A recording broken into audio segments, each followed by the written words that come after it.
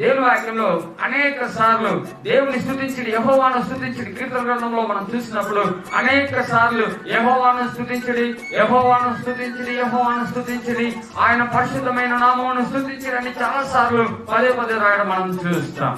కాబట్టి మరి ఎందుకు దేవుని స్తుతించాలి, ఎలా మరి దేనికోసం దేవుని స్తుతించాలంటే ఈ రోజు నిన్ను నన్ను ఆయన సజీవులుగా ఉంచాడు, అందుకోసమే మనం దేవుని స్తుతించాలి. ప్రియమైనవారా, అన్నిటికన్నా ఒక ప్రాముఖ్యమైన విషయం ఏంటో తెలుసా? ఎందుకంటే ప్రపంచంలో అన్నిటికన్నా ప్రాముఖ్యమైనది, ప్రపంచంలో అన్నిటికన్నా ముఖ్యమైన విషయం ఏంటంటే దేవుడిచ్చినటువంటి గొప్ప రక్షణ. ఈ ప్రియమైనవారా, ఈ రక్షణ మరి లోకంలో ఎవరికి ఒకవేళ గొప్ప గొప్ప ధనవంతులు మరి పొందుకోలేకపోవచ్చు, ఒకవేళ గొప్ప మరి జ్ఞానులు పొందుకోలేకపోవచ్చు, ఐశ్వర్యవంతులు పొందుకోలేకపోవచ్చు. ఈ రోజు ప్రియమైనవారా, దేవుని కృపను బట్టి, దేవుని యొక్క మహా కృపను బట్టి, దేవుని వాక్యంలో ఆ కృపను బట్టి ఉంది, ఆకాశమంత ఎత్తుగా ఉందని దేవుని వాక్యంలో మనం చూస్తాం. దేవుని యొక్క కృప ఆకాశమంత ఎత్తుగా ఈరోజు నీ మీద నా మీద ఉంటుండగా అంత కృపను బట్టి, దేవుడిచ్చిన రక్షణను బట్టి మనము నిత్యము స్తుతించే వారం అంటున్నాం.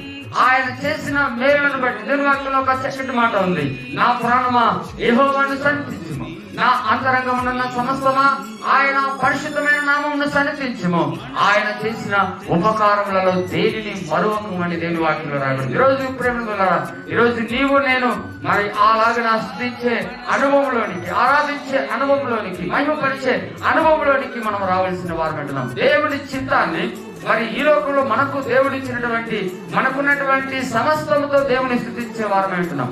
దేవుడు మనకు చేసిన మేలులన్నింటిని బట్టి, దేవుడు మనకు చేసిన ఉపకారములన్నింటిని బట్టి దేవునికి కృతజ్ఞతలు చెల్లించవలసిన వారు అంటున్నాం. ప్రేమికులారా, మరి ఒకసారి 10 మంది కుష్ఠరోగులు యేసయ్య దగ్గరికి వచ్చినప్పుడు ఆ 10 మంది కుష్ఠరోగులను దేవుడు స్వస్థపరిచి వారిని పంపినప్పుడు వారిలో ఒకడు తిరిగి కృతజ్ఞతగా దేవుని సన్నిధికి వచ్చి, ప్రభువా ఇదిగో ఒకప్పుడు నా జీవితం వెలివేయబడినటువంటి జీవితం, ఒకప్పుడు నా జీవితం పనికిరాని స్థితిలో, ఒకప్పుడు నా జీవితం ఊరంతా నన్ను వెలివేసి నన్ను ఊరి బయట ఊరి వెలుపల ఉంచినటువంటి వాడిని ఈ రోజు ప్రభువా మీరు నాకు ఒక పసిపిల్ల దేహం లాగా నన్ను మార్చారు ప్రభువా, అందును బట్టి నిన్ను కృతజ్ఞతలు చెల్లిస్తుంటున్నానని యేసుక్రీస్తు వారి దగ్గరకు వచ్చి కృతజ్ఞతగా ఆ ఒకడు 10 మందిలో ఒకడు మాత్రమే వచ్చి కృతజ్ఞత చెల్లించాడు. ప్రేమనులారా, ఈరోజు మరి దేవుని యొద్ద నుంచి మనం ఎన్నో మేలులు పొందుకుంటున్నాం, ఎన్నో ఆశీర్వాదాలు పొందుకుంటున్నాం. ఈ రోజు కూడా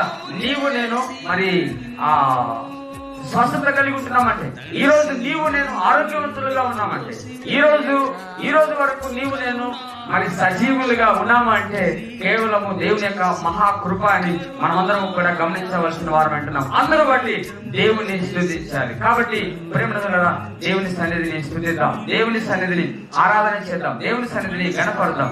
దేవుని వాక్యంలో ఒక మాట ఉంది, స్తుతి చేయుట యథార్థవంతులకు శోభస్కరం. ఈరోజు నీవు నేను స్తుతి చేయాల్సినటువంటి అవసరం ఉంది. ప్రార్థన చేయాలి, అదే సమయంలో దేవుని స్తుతించాలి, దేవుని మహిమపరచాలి.